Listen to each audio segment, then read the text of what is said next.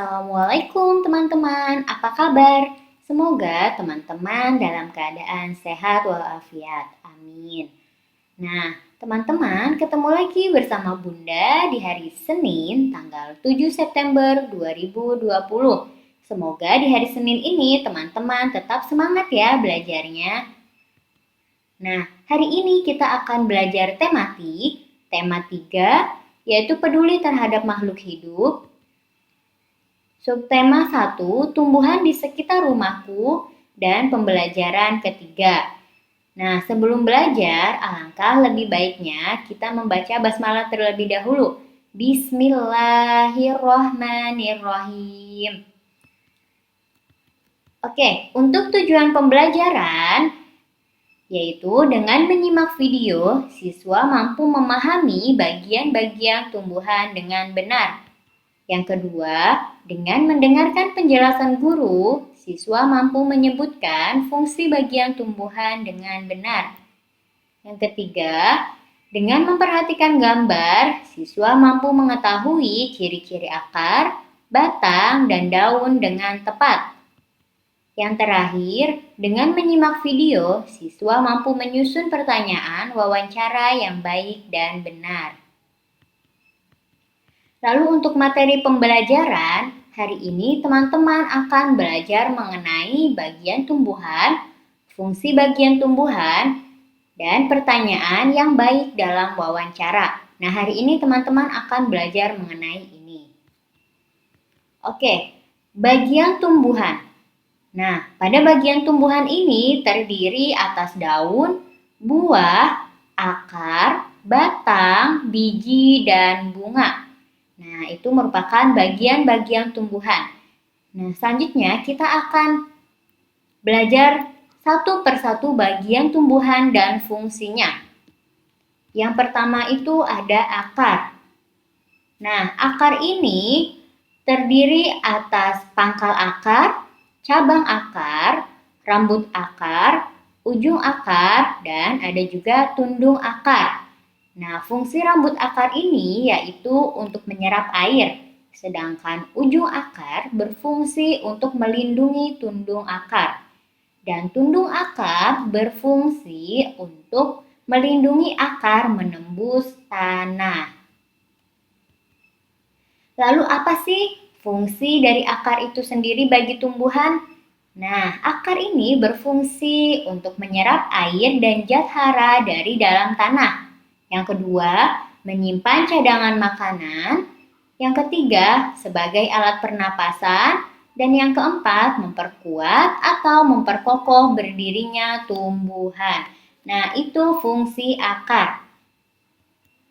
Selanjutnya, akar dibagi menjadi dua, yaitu ada akar tunggang dan akar serabut. Nah, akar tunggang ini biasanya memiliki satu akar yang besar yang merupakan kelanjutan dari batang. Nah, akar tunggang ini terdapat pada tumbuhan berkeping dua atau dikotil. Contohnya yaitu pohon mangga dan jambu. Sedangkan akar serabut yaitu berukuran relatif kecil, tumbuh di pangkal batang dan berukuran sama besar. Jadi ukurannya itu akar serabut biasanya sama ya akarnya. Nah, akar ini terdapat pada tumbuhan berkeping satu atau monokotil. Contohnya yaitu jagung dan padi. Bagian tumbuhan selanjutnya yaitu batang. Batang adalah bagian tumbuhan yang berada di atas tanah. Kalau akar tadi berada di dalam tanah, sekarang batang berada di atas tanah. Fungsi batang yaitu menyerap air dan zat hara, memperkokoh berdirinya tumbuhan, menyimpan cadangan makanan, sebagai pengangkut, yaitu pengangkut dari hasil fotosintesis yang disebarkan ke seluruh bagian tumbuhan, dan yang terakhir tempat melekatnya bagian tumbuhan seperti daun, bunga, dan buah.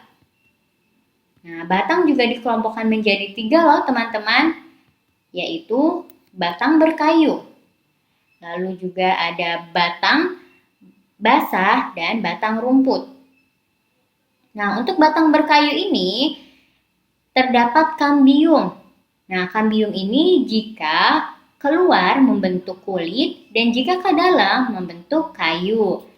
Nah, bentuk batang pada batang berkayu ini keras dan kuat. Contohnya yaitu pohon jati dan pohon mangga.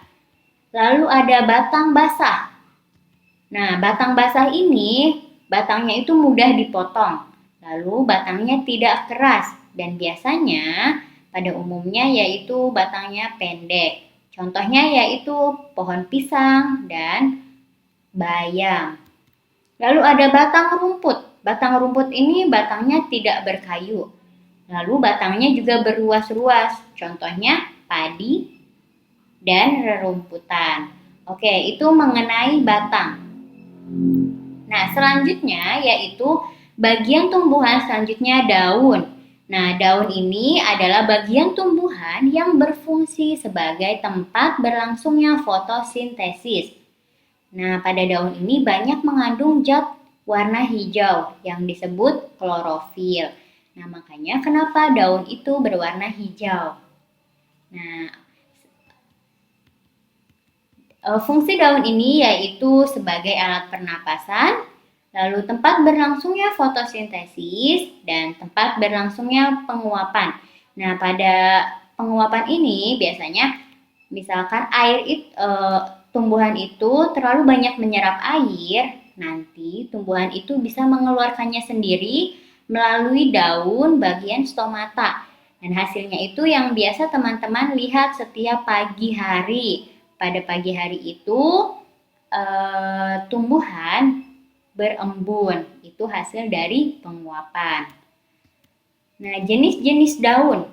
Nah, berdasarkan tulang daun dibedakan menjadi 4. Ada daun melengkung, menjari, sejajar, dan menyirip. Pada daun melengkung ini yaitu daunnya melengkung, contohnya pada daun sirih dan genjer. Lalu menjari. Nah, bentuk daun ini seperti jari manusia. Contohnya yaitu daun pepaya, singkong, dan kapas. Lalu ada daun sejajar. Nah, daunnya ini sejajar dan tiap tulang daun menyatu. Contohnya yaitu padi, jagung, dan tebu. Lalu menyirip. Nah, tulang daunnya ini berbentuk sirip. Lalu ada sirip tulang daun, siripnya itu tersusun rapi. Contohnya yaitu pada pohon mangga dan pohon jambu. Lalu berdasarkan jumlah helai, dibedakan menjadi 2, yaitu daun tunggal dan daun majemuk. Daun tunggal ini yaitu terdapat 1 helai daun pada tiap tangkai. Contohnya yaitu daun mangga. Lalu untuk daun majemuk yaitu daun yang memiliki beberapa helai daun tiap tangkai. Contohnya yaitu daun putri malu. Nah, bagian tumbuhan selanjutnya yaitu bunga. Bunga ini berperan sebagai tempat berlangsungnya perkembangbiakan yang disebut dengan penyerbukan. Nah, penyerbukan ini yaitu jatuhnya benang sari ke kepala putik dengan bantuan serangga. Nah, ini merupakan awal terjadinya perkembangbiakan pada tumbuhan. Sedangkan bagian bunga yaitu terdiri atas mahkota, kepala sari, benang sari, kepala putik, tangkai putik, kelopak, dasar bunga, bakal biji, dan tangkai bunga. Untuk fungsinya yaitu tangkai bunga berfungsi untuk menopang bunga dan menghubungkannya dengan bagian tumbuhan lainnya. Lalu dasar bunga berfungsi sebagai tempat melekatnya mahkota bunga.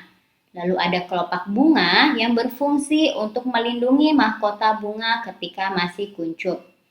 Nah, mahkota bunga ini berfungsi untuk menarik serangga. Lalu benang sari merupakan alat kelamin jantan, sedangkan putik merupakan alat kelamin betina.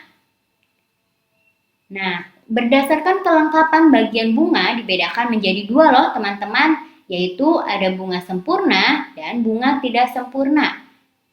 Nah, bunga sempurna ini yaitu memiliki anggota bunga seperti tangkai, kelopak, mahkota, benang sari, dan putik.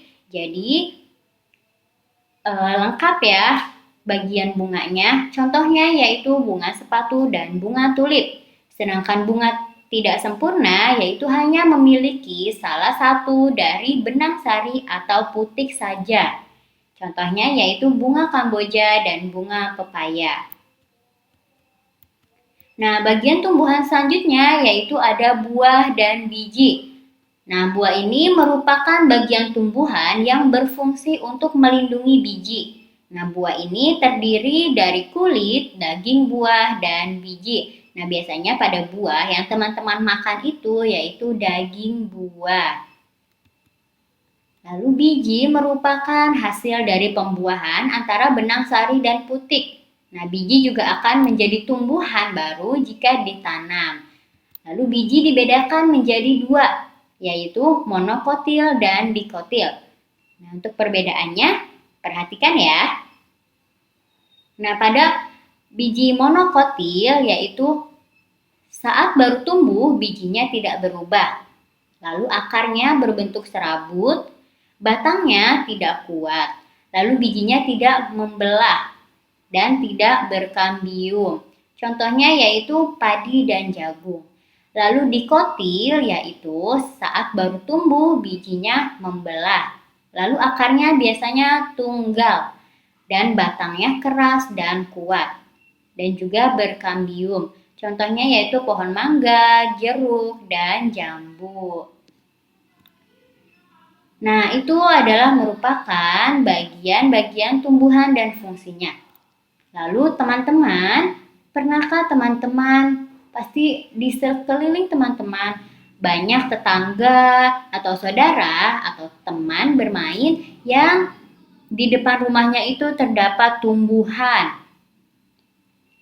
Ada tumbuhan, lalu ada bunga juga.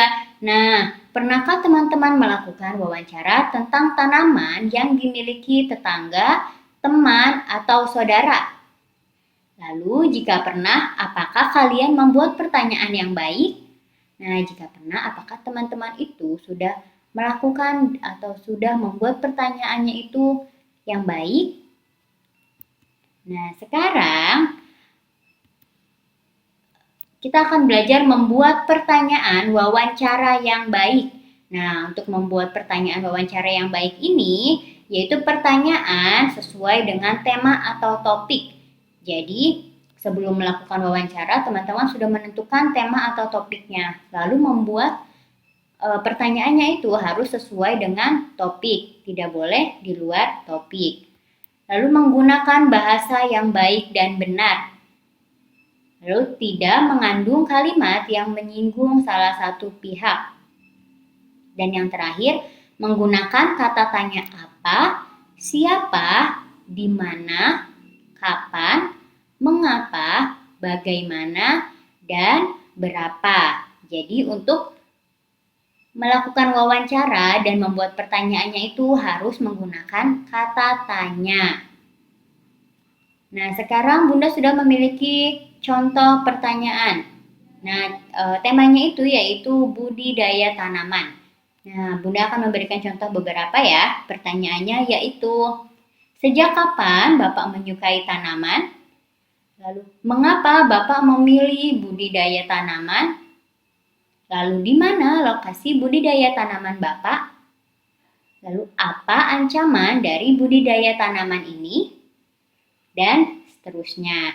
Itu adalah contoh pertanyaan saat wawancara.